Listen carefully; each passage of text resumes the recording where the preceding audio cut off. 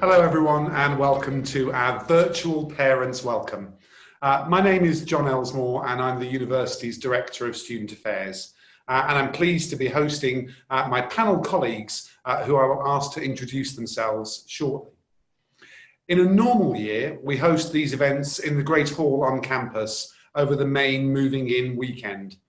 This year, for obvious reasons, we are trying something different, while hoping to retain the purpose of this event, which is to try and provide you with some information and reassurance about the student experience at the University of Birmingham. This year, the student experience will be different, and between myself and my colleagues, we're going to share with you our thoughts on what will be different, as well as what we think will be the same or better this year. So firstly, some introductions, and colleagues, I wonder if you would like to introduce yourselves, starting with Celia. Hello everyone, my name is Dr. Celia Greenway and I'm the university's Director of Student Engagement. I'm responsible for personal academic tutoring and student representation. I'm also a member of the senior education team, so today I'm going to talk to you about teaching and learning within the university. Hi everyone, my name is Toby and I'm the president of the Guild of Students, which is the student union here at the University of Birmingham. I think it's safe to say that I've had the best 2 years of my life at Birmingham. Firstly, studying international relations and diplomacy at master's level, followed by an incredible year representing postgraduate students as the postgraduate officer. And now I get the chance to introduce myself as the Guild president, which is amazing. So if you're wondering what the Guild is, well, I'm basically here to tell you how it exists to help students tackle any barriers that prevent them from having a fantastic time at university, how it provides opportunities, how students can meet new people, learn new skills, have fun, and pretty much make the most of university life. So yeah, that's definitely one way to be touching upon. Hi everyone, I'm Nahid Syed. I'm Assistant Director in Student Services, and my area of responsibility is student wellbeing. So I oversee a number of teams within Student Services, but also support wellbeing across schools and colleges and pretty much across the campus as well. So I'm looking forward to sharing a little bit about how you can access support whilst you're here to enjoy all the academic and social opportunities that await you. Hello, my name is Tim Owen. I'm the General Manager for the university's 3 student accommodation villages. So I'm responsible for everything that goes on in and around our accommodation villages, which house just over 5,000 students, as well as working really closely with our partner providers of accommodation, who provide a further 2,000 bed spaces close to campus. So my team and I are very excitedly preparing for their arrival shortly. Thanks very much, Tim. So I'm going to come to each one of you in turn to ask you questions about what you expect will be different, what you think might be the same about the student experience, and what you think might be any top tips or pieces of advice that you would want to share. But before I ask each of you that, and because I am on campus today, I thought I'd just share a couple of things about what it's like on campus. So we've put in place one-way routes all around the campus to help everyone maintain a social distance. There are hand sanitizer stations everywhere, and we're going to be requiring all staff and students to wear a face covering in buildings and circulation spaces where a safe 2-meter distance cannot be maintained.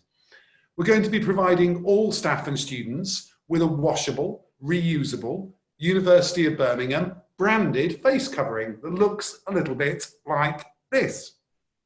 Students will have to wear their face coverings while they're in the library, and the library and study spaces will be open. Our coffee shops and our food outlets will be open, but they will be contactless. Our sports and our fitness centres will be open, but you're going to have to book in. We've spent the last 5 months planning and preparing for the reopening of campus to welcome back students so that we can continue to do what we do differently and safely. So Celia, starting with you, perhaps with learning and teaching, what do you think will be different this year? Well, John, I'm really glad that I've got this opportunity to talk about the teaching and learning that happens at Birmingham. We take a very research-intensive approach to our teaching, and actually this year that's not different. We still have sessions led by leading researchers and leading academics in their field. The one thing that is different is that we're taking a bimodal approach. Now, by bimodal, we mean that materials will be available online and there will be sessions on campus. So the idea is, if we do have to move off campus, students will still have the best learning environment they can. Staff have been working really, really hard over the summer preparing interactive sessions for the students. So I'm a teacher, I'm a lecturer, and I've actually done the first 4 weeks of my term already. And the idea is that if for any reason I then can't be on campus, the students will be able to access the materials. We've also made them as student and user-friendly as possible. So for example, in my lecture, I've put where a student's got to look at something, I've actually put look at this, I've put listen to this, and I've put read this. So therefore they'll be able to talk themselves through it. We've also been doing a lot of work to camera to give that personal feeling and connection. So as well as that, students will still have contact with academics on campus. So most students will have access to small group teaching. So the work that we do in our learning environment online will then be followed up in a campus experience. So actually, yes, it will be different, but not that different, because still led by the same academics, assessed by the same academics, and taught by the same academics. So I hope that gives people some sort of perspective on what we've been doing over the summer. So thank you, John. No, thanks, Celia. I'm going to turn to Toby next. And Toby, in terms of what students might expect from the Guild of Students this year, or certainly at least in the first semester, what do you think will be different about the experience and what the Guild will be doing? Thanks, John. Obviously, we all know that the pandemic will no doubt have an impact on our students' start to university life. Usually by now we would have been telling students about the many ways that they can celebrate the start of university life, especially in person, like by meeting, socializing, trying lots of new things, group activities, parties and club nights, like all of that. But we strongly believe that the safety of our students is like our #1 priority here at the Guild. And obviously current government guidelines means that a large group of students cannot meet in person in one place. However, we're planning to celebrate the start of university and like show students how they can make the most of their time here by moving majority of our activity online. So we're, for instance, we're holding a virtual welcome and activities fair where students can see what our student groups exciting company offers, and the Guild itself what they can offer. And for information as well, like they can have a lot of chances to take part in games and like great discounts. So yeah, the virtual welcome fair will have all of that put together. There will also be lots of virtual opportunities to meet new people, try new things. So we have things like comedy club sessions, we have disco bingo, we have escape rooms, quizzes. I think we have a mini yoga and a wellbeing festival as well, just to name a few. And at the moment, we're still working on physical events, like the programs around that, and we're liaising with the university and Public Health England with regards to COVID-19 restrictions, just basically to see how we can offer those activities in a more controlled environment. So yeah, the summary is most of our activities are usually in person, will now be online. Thanks, Toby. Going around the virtual room, Nahid, in terms of student support, what do you think will be different this year? So I think, kind of echoing what Toby, Celia and yourself have said about how different this year has been. I mean, I think it's been quite uniquely different in how it's challenged us to think about the choices we make, the way we live, and the help we sometimes need to get through difficult times.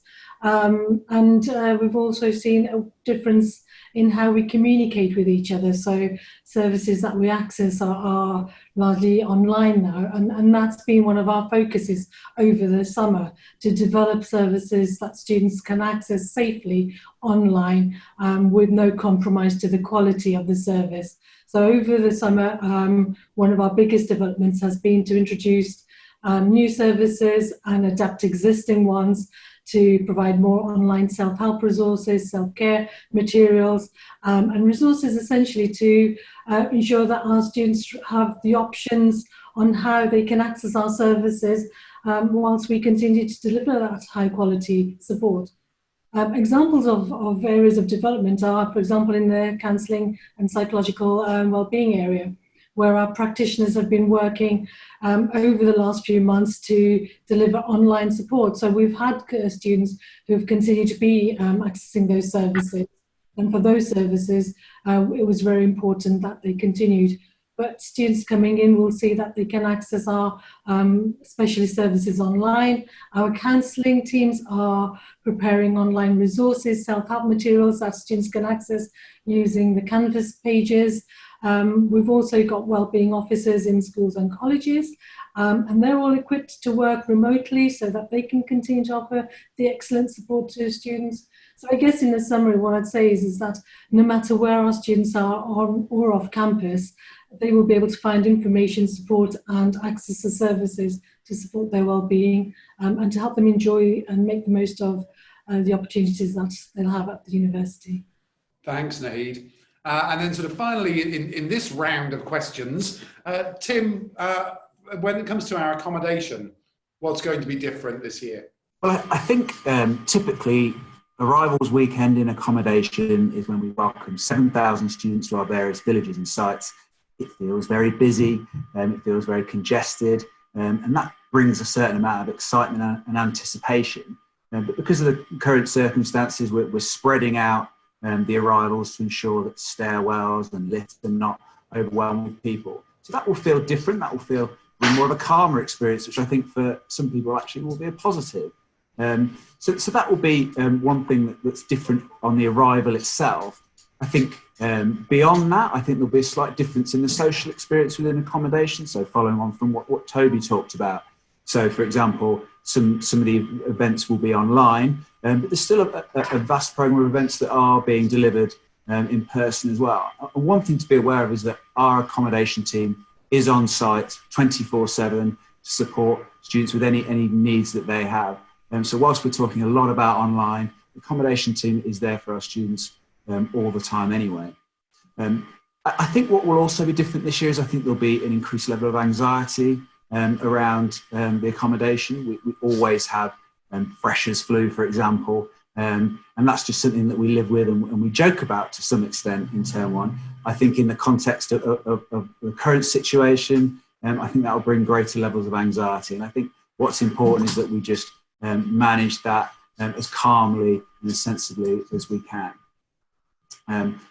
Little things like when there's maintenance issues to be reported, that can now be done online rather than needing to visit receptions. And when maintenance is delivered, our maintenance team will plan coming out to flats to do it. So we won't just turn up on a moment's notice into flats because that flat bubble, that household is something that's really important to protect. And so I think that's some of the things that will be different within accommodation this year. Thanks, Tim. And I think one of the things that we've really found across the university is as we have made things different, it has also given us the opportunity to make things better. So one of the examples that Tim was just saying about how we can do more things online. One of the things that we do a lot of during the early welcome period is that we produce what we call student status letters. So students ask us for letters to confirm that they're a student, which they might need for council tax exemption or to open a student bank account. And in the past, we've always printed those letters out from the student hub and handed them over to students. We had planned for some time to try and move that service online. And actually, the conditions that we find ourselves in forced us to prioritise that work. meaning that students can now order those student status letters online at a time that suits them. So in addition to it being a really good COVID-safe measure, it actually improves the student experience at the same time. And there are lots of examples of that. So as well as things being different, obviously we would expect, and students will expect, some things to be the same. And we'll go around in a slightly different order now, not too different, so as not to surprise people. But Toby, is there anything that you want to tell us about in terms of the Guild experience that you think is going to be the same as it was before? Yeah, thank you, John. Of course. I guess quite simply, the great services offered by the Guild will still continue. Some, like I said earlier, some may move online until social distancing measures are relaxed. Until then, students can still meet people through our student groups. So we have so many student groups. We have, for instance, the Acapella Society to yoga, student media. So for students who are interested in media, body journalists. We also have an Autism Plate project. So I guess just across all different societies, we have something for everyone. And so we'll be encouraging students to get involved with their local community. And our students regularly dedicate their time to raise money for charitable causes as well, and volunteer to support local community projects. And I can say for certain that even the current officer team have done something similar. Yeah, so I guess in summary, we'll continue to offer our students all kinds of academic and welfare support through the student journey, our free impartial advice services as well. So we have that at the Guild. We're always here to support students. We're still here to help students create change, because obviously everything that we do at the Guild is driven by the student voice. So I personally would encourage all students to keep in touch and, tell us what they'd like to see change. And, just really, again, like I said earlier, like make the most of their student experience. And finally, I'll just say, well, we are always here consistently to continue to represent students' academic interest. And through our student rep teams, we can do that as well. And overall, we're just, committed to making sure that everybody has the opportunity to have a say in how their education should be shaped. So just, in terms of support, in terms of advice, in terms of social activities, although some of them are now online, things are pretty much the same, but with everything else that require physical activities or physical interactions, that's where it's a bit different. So, yeah. Thanks, Toby. Celia, is there anything that you want to add to things that will be different with some of the things that might be the same? Well, John, when you were saying things that are actually improved, one of the things that I'm responsible for is personal academic tutorials. And normally, in a general year, students would only have 3 meetings with their tutor, whereas because of the exceptional circumstances that we're in, we recognise that students may need more contact with one person.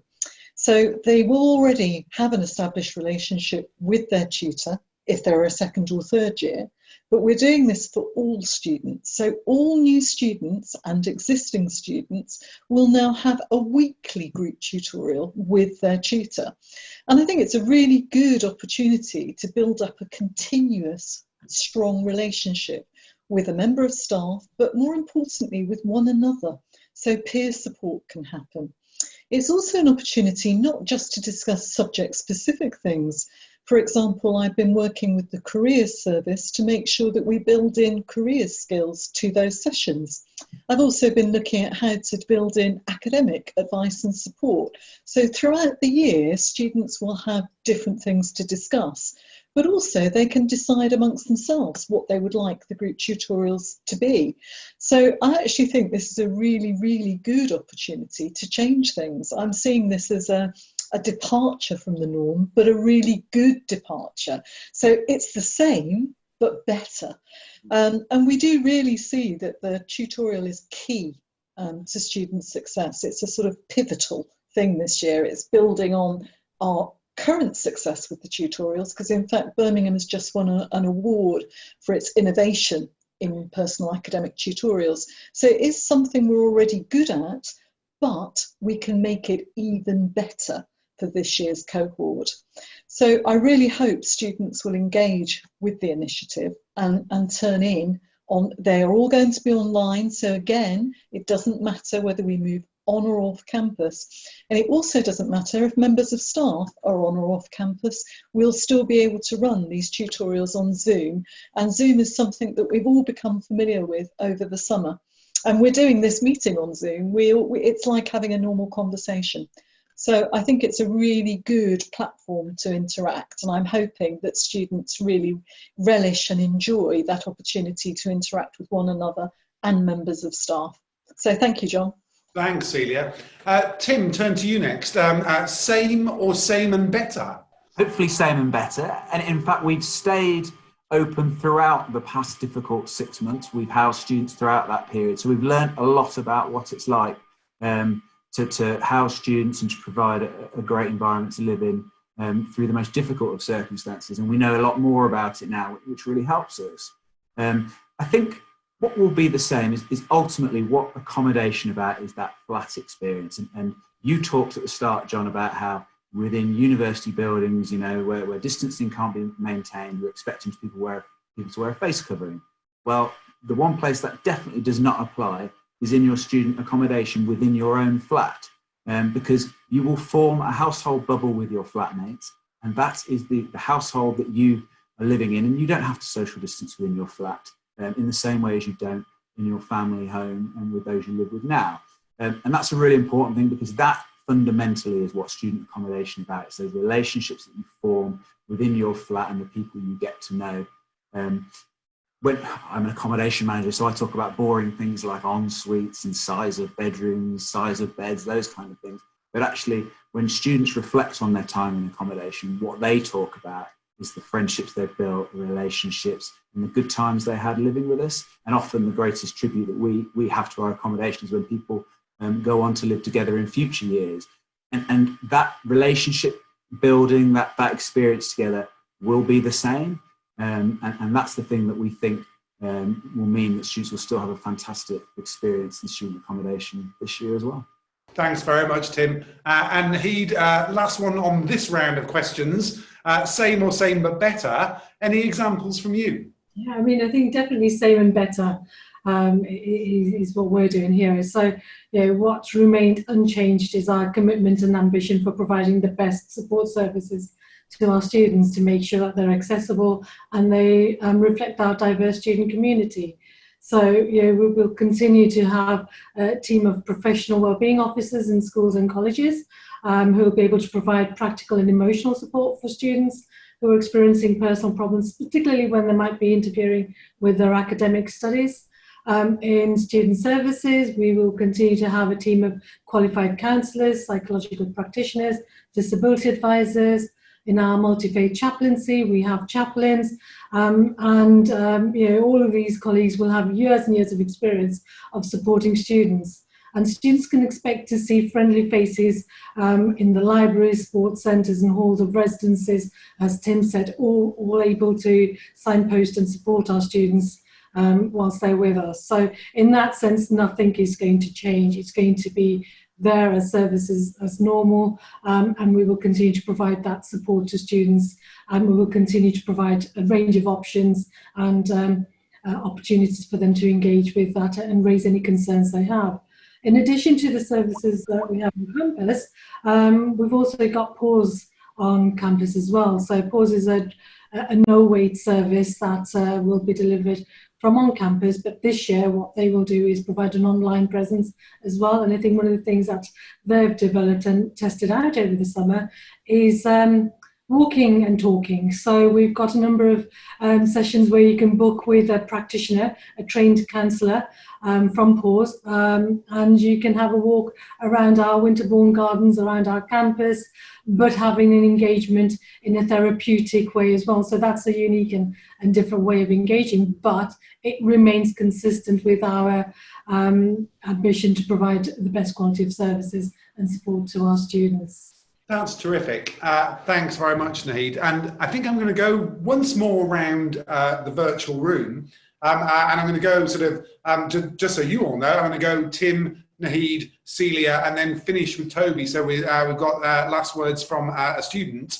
Because I'm going to ask you just perhaps one last thing, which is if you've got anything else by way of top tips or advice or a last message that you wanted to share, I'll go back around and see if you've got any last useful tips or advice for everyone watching. So, Tim, top tips and advice. I think my top tip would be is that in student accommodation and university generally, we try and provide a welcoming and most importantly, a caring community. And I think this year, I would just urge everyone to consider the fact that we will have people coming at this situation from many different perspectives. Some people will be incredibly anxious about the situation. Some people might be more blasé about it. And I think understanding that different people will feel very differently about it and responding to that in a respectful way, I think is so important, particularly for us building a residential community. Because there are lots of things that sometimes cause disputes in accommodation, you know, cleaning rotas, who takes the bins out, those kind of things. And this year, those kind of things I think are going to be more important because you're going to be spending more time with your flatmates than usual. So I think ensuring that community within the flat, being respectful of each other is so important. So I'd urge everyone to really focus on that. And I think we will be able to create that home from home at Birmingham. Thanks, Tim. Naheed, top tips and advice. So yes, John, I mean, as we all know, coming to university for the first time can be a really exciting time.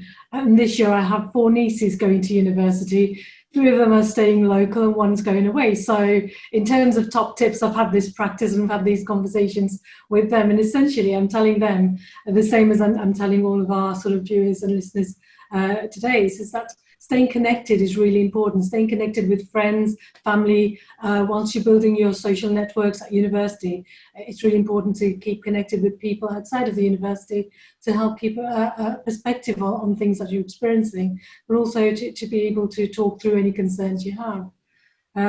The other thing I've been reminding them is to remember to have a work-life balance. It's really important to get that, and I think it'll be different how you manage your time now, but it's no less important to maintain that balance and sort of work with that. And finally, access the help and advice that is available. Don't be afraid to ask for help. I think that's one of the things that I've noticed young people sometimes struggle quite a lot with. But the message here is ask for help. There are lots of people across campus whom you can go to and speak to. So please don't hesitate, because often a short conversation with someone can really set you up on the right line to resolving issues before they become bigger problems. I think just one thing, and that's kind of more for students, but for parents, I would probably just ask parents to familiarise themselves with the support services on campus, so that when their sons and daughters call and they're a bit distressed or not quite sure what's going on, hopefully you can point them in the direction, because you'll have had a look at our World of Wellbeing and our support handbooks and resources that are online. So I'd really encourage parents and carers to familiarise yourselves with the support that is available, and just remember to signpost young people to access that support. Thank you, Naheed. Celia, words of wisdom from you. Well, yes, I'd like to follow on actually from what Naheed was saying and say, tell your offspring to engage with us. I think that's the really, really, really important thing, that you don't lose sight of them, but equally so say to them, there are people that you can help, that can help you rather, that actually we've listened to some talks on a video and everybody said we want to help the students. And I think if students can tell us what's working well, that's really, really helpful, so we can do more of it. But equally so where things aren't working well. Say everybody has a problem with Zoom one week. Well, we need to know that so we can sort it out. So actually, basically, the one of the reasons for the group tutorials is that students can stay connected, but also it's a way of us finding out what's working well so we can do more of it, and what's not working well so we can fix it. So I think this connection, the connection between you and your child and between us and your child, is really, really important. So tell them to keep in touch with one another, and to keep in touch with their old friends, to keep in touch with you, but also to tell us things, because that's how we grow as an organisation and how we develop our education provision. So none of this should be done in isolation. We're all trying to do our best. But the one thing about the situation is that we've been very much working together to get it right for the students. And I'd really like that feeling of working together to continue and the students to feel they're part of our community when they arrive. So that's my final word, really, that we are in this together, and I don't want people to lose sight of that. Nicely said. So you've got to follow that, Toby, with those sort of final words from the president of the Guild of Students to our students and parents. What is your top tips and final advice? Thank you, John. I'm not quite sure how I can top all of that up, but I think everyone has made fantastic points there and given so many amazing advice. And just to add on to that, I would say, it doesn't matter if you're an international student or if you're a home student, doesn't matter if you're undergraduate or postgraduate, try as much as possible to disconnect slightly from, all of the tension of university, try as much as possible to, get involved. Students at the University of Birmingham have countless opportunities to do amazing things, things that I believe will help, transform their lives and lives of those around them. And we're definitely here as the Guild to help them figure that out. And I'm definitely speaking from a personal perspective because I came in here, a girl from Nigeria, didn't know who to talk to, didn't know what I was doing here. Weather was different, food was different, but I pushed myself to, get involved in the Guild. I met so many amazing people. I tried to just be the best version of myself, became postgraduate officer, and now I'm president. Obviously, I'm not saying everybody should become president, but, just find what works for you. Give things a go, try every experience, get involved with the Guild, jump on stage, host a radio show, lead a campaign, stand up for a cause, take part and just try to make your voice heard. And I guess above all, just enjoy your university experience and just get stuck into university life. And with everything going on, just remember that at the Guild, we're always here to support and just, get you going in any way possible. So yeah, I guess that's what I'm going to say. No, that's terrific, Toby. Thank you. And normally, when we would do these events in the real world, this is the point at which we sort of break up and invite people to ask us any questions. We're not able to do that quite so easily in this format. And we hope that we've answered many of your questions. But if we haven't, we did want to provide you with an opportunity to do that. So at the end of this video, there'll be a link to our website, our dedicated parents pages. And on those pages, you will be able to find some of the frequently asked questions that we've already got answers to, and also some other useful information that you might find interesting. But this year, we're also going to provide you through that page with the opportunity to ask us any questions that we might not have answered. There'll be a form that you can fill in on the page to ask your questions, and you will be able to receive a published answer on that page. Won't be the same day, won't be real-time questions and answers because we're busy welcoming students to the university over the next couple of weeks. But all of the questions that get put through that page will get answered. So thanks very much to everybody else in the room for contributing your advice and top tips to our audience as they're watching this. That's been very much appreciated. And we would hope, again, that normally we would be saying to people, please come and have a look around the campus. Please come and enjoy that with us. Maybe not this week, and maybe not at first, but certainly any other time. We're always very welcoming at the university. Chance for you to visit in due course and come and see us perhaps at some other point in the year. Thanks very much for watching. Thanks very much again to the panel, and maybe we should all just wave goodbye. Thank you and goodbye.